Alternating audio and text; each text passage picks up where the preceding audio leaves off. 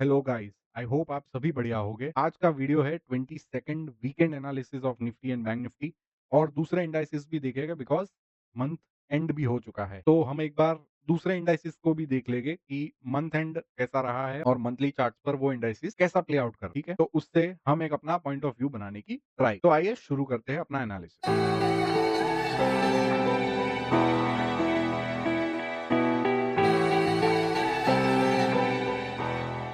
यहाँ पे आप वीकली चार्ट देख सकते हो निफ्टी का। निफ्टी हम लोग ने बात किया था कि वो एक रेंज में फँस गया है। रेंज के बाद हमें अच्छा खासा एक ब्रेकआउट भी देखने को मिला और वी वर एक्सपेक्टिंग कि वो ब्रेकआउट को रीटेस्ट करे और वो जो पहले रेजिस्टेंस था वो अब सपोर्ट का काम। तो वो हमें इस वीक काफी अच्छे से देखने को मिला है। 22,525 और 22,600 ये जो ज़ोन था व्हिच वाज़ अर्लियर रेजिस्टेंस जो 1 बार, 2 बार, 3 बार, 4 बार और 5 बार निफ्टी ने टेस्ट किया था बट फेल हो गया था उसके ऊपर क्लोजिंग देने में, जो हमें लास्ट वीक देखने को मिला। लास्ट वीक हमें अच्छा खासा क्लोजिंग तो देखने को मिला, जो वीक ओपन हुआ था वो open is equal to almost low ही था। इस वीक हमें एक अच्छा खासा सेलिंग देखने को मिला। अगर हम डेली चार्ट पे देखें, तो डेली चार्ट पे हमें अच्छा खासा 1, 2, 3, 4 और 5 दिन पूरा वीक हमें सेलिंग ही देखने को मिला। दिस इज़ अभी इसे हम सेलिंग तो बोलेंगे but it's a healthy correction, right? तो अगर कोई भी प्राइस अपने रेजिस्टेंस को तोड़ के वो अपने वापस से उसी ज़ोन को टेस्ट करने के लिए आता है, तो उसे रीटेस्ट बोला जाता है और वीकली चार्ट पर हम देखेंगे तो कहीं न कहीं मार्केट ने क्लोज़ किया है 22,530। हमारा जो ज़ोन था 22,525 और 22,605 तो कहीं न कहीं उस ज़ोन में ही उसने क्लोज़ किया है। अगेन इसे हम ना कोई मंदी की साइन मानेंगे या हम लोग जस्ट प्योर जो हमें चार्ट पे दिखता है, हम लोग उसी को देखकर अपना पॉइंट ऑफ व्यू बनाएँगे। यहाँ पे हम देखेंगे तो उसने ज़ोन के अंदर क्लोजिंग किया है। वी वर एक्सपेक्टिंग कि हमें कुछ ना कुछ एक सपोर्ट देके इसके ऊपर हमें क्लोजिंग देखने को मिले बट हमें देखने को वो नहीं मिला है। तो निफ्टी का हम देखेंगे तो इस स्विंग से इस स्विंग तक, तो ये स्विंग लो से ये स्विंग हाई का एक रिट्रेसमेंट 50% ऑफ रिट्रेसमेंट उसने किया है। मतलब 0 से 100 तक अगर प्राइस गया है, तो 50% तक उसने क्लोज़ किया है वैसा, वैसा मानेंगे। तो 50% रिट्रेस करके उसने हमें क्लोजिंग दी। यूजुअली प्राइस 61.8 तक रिट्रेस करता है तो हम लोग अच्छा ही मानते हैं। अगर इसके नीचे हमें क्लोजिंग देखने को मिलता है तो कहीं न कहीं वो वीक हो जाता है, राइट? बट हमें वी वर एक्सपेक्टिंग कि 38.2% के ऊपर क्लोज़ कर जाए, भले वो 50% तक रिट्रेस किया है बट उसके ऊपर क्लोजिंग को और कहीं न कहीं हमें हाईएस्ट मंथली क्लोज़ भी दिखना था, बट वो हमें इस मंथ देखने को नहीं मिला है। मंथली चार्ट अगर हम देखते हैं तो see this was the highest monthly close which is 22,604.85 मतलब 22,605 सो 22,605 के ऊपर इस मंथ ने ये फर्स्ट मंथ हुआ है जिसने क्लोजिंग नहीं किया है। बाकी हम देखेंगे तो एवरी मंथ हमें मंथ ऑन मंथ हमें एक हायर क्लोज़ देखने को मिल रहा था। बट अगर आप मंथली चार्ट पे भी देखोगे तो काफ़ी बड़ा रेंज है।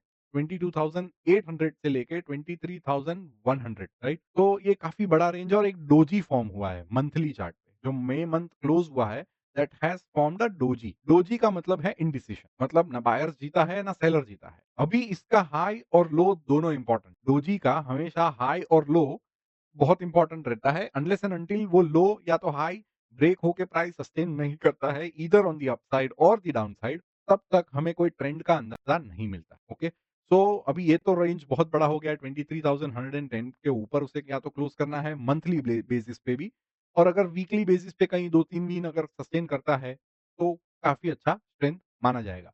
बट अगर नीचे क्लोज़ करता है तो ऑलरेडी हमारा लक्ष्मण रेखा के नीचे है तो वो वीक माना ही जाएगा और फिर वो हमारे बेयरिश व्यू के नज़दीक भी है व्हिच इज़ 22,700 के आस-पास। तो वीकली बेसिस पे हम लोग देखेंगे तो कहीं न कहीं it's a positive close. Market breadth अगर देखा जाए तो ओवरऑल वीक है। बट अभी क्या है कि न्यूज़ नेक्स्ट वीक आने हैं इलेक्शंस के, तो उसमें भी अभी क्या होता है वी डोंट नो। हमारा हम जज तो नहीं है, ना हम कोई असम्पशन्स करेंगे कि क्या होगा, मार्केट तो इतना रैली कर जाएगा या ऊपर जाएगा, वी डोंट नो। जो होएगा वो हमें तब पता चलेगा। बट चार्ट को फिलहाल देख के ऐसा ही लग रहा है कि इट इज़ पॉजिटिव, यहाँ पे कोई मंदी की साइन नहीं है। अभी नेक्स्ट वीक कैसा परफॉर्म करता है उसके ऊपर डिपेंड करता है। तो निफ्टी का overall view on a weekly basis जो 22nd वीक एंड हुआ है, उसके बेसिस पे we are mild bullish. Sideways से वो निकल के एक ब्रेकआउट दे के वो रीटेस्ट किया है। Now we have to wait and watch कि वो रीटेस्ट हुआ है तो वो सपोर्ट की तरह काम करता है कि नहीं। 22,500 will be our testing levels, ठीक है?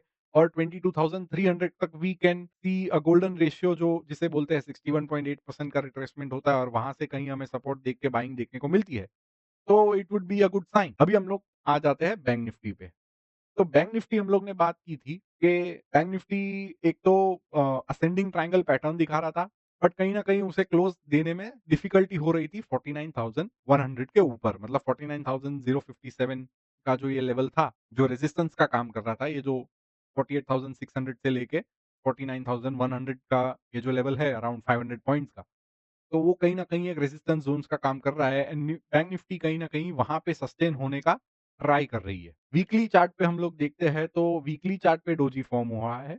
तो डोजी का अगेन मीनिंग इज़ इंडिसिशन, तो इसका हाई और इसका low again is an important zone. तो जब तक बैंक निफ्टी भी अपने इस रेजिस्टेंस को अच्छे से सस्टेन होके ब्रेक नहीं करता है अच्छी कैंडल से, तब तक के लिए ये भी माइल्ड बुलिश ही है। जो लास्ट वीक हम लोग ने बैंक निफ्टी का सेम व्यू था माइल्ड बुलिश कि नीचे गया था बट अगेन उसने 2 वीक अच्छा खासा हमें बाइंग दिखा के वो रेजिस्टेंस के पास आके वो सस्टेन होने की ट्राई कर रहा है। इस वीक हमें सेकंड क्लोज़ मिला है रेजिस्टेंस पे। देखो फर्स्ट टाइम ये रेजिस्टेंस पे आया था, फेल हो गया था। सेकंड टाइम उसने जस्ट ट्राई किया था, फेल हो गया था। थर्ड टाइम उसने क्लोज़ दिया बट फोर्थ वीक वो नीचे क्लोज़ कर गया। अभी अगेन फिफ्थ वीक ये क्लोज़ किया और ये 2 वीक हमें लगातार क्लोजिंग मिला है इस रेजिस्टेंस ज़ोन के अंदर, जो 500 पॉइंट का रेजिस्टेंस ज़ोन, राइट? तो निफ्टी एंड बैंक निफ्टी दोनों का व्यू वीकली एनालिसिस पे इट्स प्योर माइल्ड बुलिश। अभी नेक्स्ट वीक हमें क्या देखने को मिलता है that we will be covering in the next video.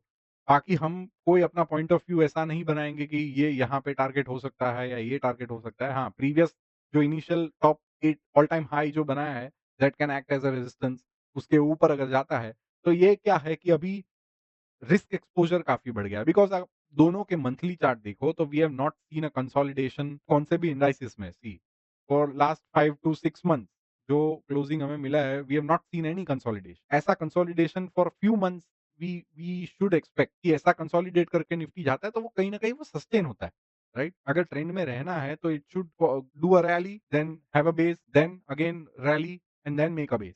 Okay, तो ऐसे मूव होना चाहिए। तो क्योंकि क्या है एवरी हाई पे अगर हम लोग पोज़ीशंस क्रिएट करेंगे तो रिस्क एक्सपोज़र हमारा बढ़ जाता है। तो एग्रेसिव तो हमें बिल्कुल भी नहीं होना है अभी तो बिकॉज़ ऑल टाइम हाई पे है। तो this is purely positional view कि कमिंग वीक्स में हमें क्या लगता है बाज़ार में मंदी है, तेज़ी है, क्या है? तो अभी तो फिलहाल देयर इज़ नो मंदी। मंदी की कोई साइन नहीं है। आइए दूसरे इंडाइसिस भी हम लोग कवर कर लेते हैं मंथली बेसिस पे कि कैसा क्लोजिंग किया है। तो इंडाइसिस में हम लोग मंथली चार्ट देखते हैं तो सीएनएक्स 500 मतलब निफ्टी 500 का जो इंडेक्स है, वो कहीं न कहीं एवरी मंथ हायर क्लोजिंग देते जा रहा है, ठीक है? तो यहाँ पे कहीं पे भी हमें कंसोलिडेशन देखने को नहीं मिल रहा है। अगर कोई स्टॉक सीधा हाई पे हाई बना रहा है बगैर कंसोलिडेशन के, तो वहाँ पे पोज़ीशंस क्रिएट करना थोड़ा डिफ़िकल्ट हो जाता है बिकॉज़ रिस्क का एक्सपोज़र जो है, वो काफ़ी बढ़ जाता है वहाँ। कभी सेलिंग आती है या कभी करेक्शन आता है, वी डोंट नो कौन से लेवल से आता है। तो अगर हम लोग टॉप पे अपनी पोज़ीशंस क्रिएट करते हैं तो हमारा रिस्क काफ़ी बड़ा हो जाता है। वहाँ पे हम छोटे स्टॉप लॉसेस वो ले नहीं सकते कि भाई टाइट स्टॉप लॉस रख के इस कैंडल के लो के नीचे या क्योंकि वो तुरंत ही ब्रीच हो जाएगी। अगर कंसोलिडेशन होके वो सपोर्ट पे आके वो अच्छे से सस्टेन होके वो निकलता है, तो we can take low risk entries और वो हमारे एसएल्स डिफाइन होते हैं वहाँ पे। तो मंथली बेसिस पे ये सारे जो इंडाइसेस है, वो कहीं न कहीं 5 टू 6 मंथ कंसेक्यूटिव बेसिस पे रैली कर रहे हैं और जब तक हमें कंसोलिडेशन देखने को नहीं मिल रहा, तब तक मैं रिकमेंड करूँगा कि आप अग्रेसिव पोज़ीशंस मत लो, राइट? स्मॉल कैप इंडेक्स भी आप देखो, स्मॉल कैप 100 इंडेक्स, तो अगेन नो कंसोलिडेशन, 2 मंथ्स का सिर्फ consolidation which is not enough for me. Nifty mid cap 150 देखे तो सी नो कंसोलिडेशन। ऑटो में तो कुछ ही नहीं, लगातार 6-7 महीने से अच्छी रैली है। Commodities again, consumption same, energy same picture, finance थोड़ा हल्का-हल्का एक रैली लेता है, बेस बनाता है, रैली लेता है, बेस बनाता है, रैली लेता है, तो ये प्रॉपर प्योर डाउ थियरी हमें दिखता है, higher high, higher low, higher high, higher low on a monthly chart. FMCG pure in a sideways zone, ये भी कंसोलिडेट होके निकला था, वापस से कंसोलिडेशन कर रहा है। ये प्रीवियस रेजिस्टेंस था, वो अभी कहीं न कहीं सपोर्ट का काम कर रहा है। तो वी हैव टू वॉच जब तक इसके ऊपर मंथली क्लोज़ ना करे, तब तक के लिए वो स्ट्रॉन्ग नहीं है, वो वीक ही माना जाएगा, वो अभी फिलहाल साइडवेज ज़ोन में है। एक रैली अटेम्प्ट हमें देखने को मिली थी बट दी मंथ क्लोजिंग हमें उसके नीचे ही मिल गई वापस। तो क्लोजिंग हमेशा मैटर करता है। Infra again rally, no consolidation happening. IT pure down 10, वो इस सप्लाई ज़ोन को सस्टेन ही नहीं हो पाया, उसके ऊपर ट्राई किया था, फेल हो गया। नेक्स्ट मंथ तो अच्छी खासी सेलिंग देखने को मिली, सीधा ज़ोन के नीचे ही क्लोज़ की और हमें कंसेक्यूटिव 3 मंथ्स नाइस सेलिंग देखने को मिली। Media again consolidation happening. ये अभी क्या है कि एक वेज में जो सिमेट्री बोलते हैं तो उसमें ये कंसोलिडेट हो रहा है, कॉन्ट्रैक्शन देखने को मिल रहा है but it's pure in a sideways zone. और जब तक ये ज़ोन के ऊपर आके अच्छे से सस्टेन नहीं होता है तब तक के लिए वो वीक ही है। मेटल पे भी हमें कंसेक्यूटिव बेसिस पे रैली देखने को मिली है। MNC again same, no consolidation. Pharma कहीं न कहीं यहाँ पे हमें एक कंसोलिडेशन होता हुआ दिख रहा है फॉर लास्ट 3 मंथ्स से वो कंसोलिडेट हो रहा है which is a good sign. कि ऐसा कंसोलिडेशन हमें होता हुआ दिखना चाहिए। ये तो हाई टाइम फ्रेम है, मंथली चार्ट है। हम लोग वीकली पे देखेंगे see how nice it is consolidating. Consolidating on the upper levels, right?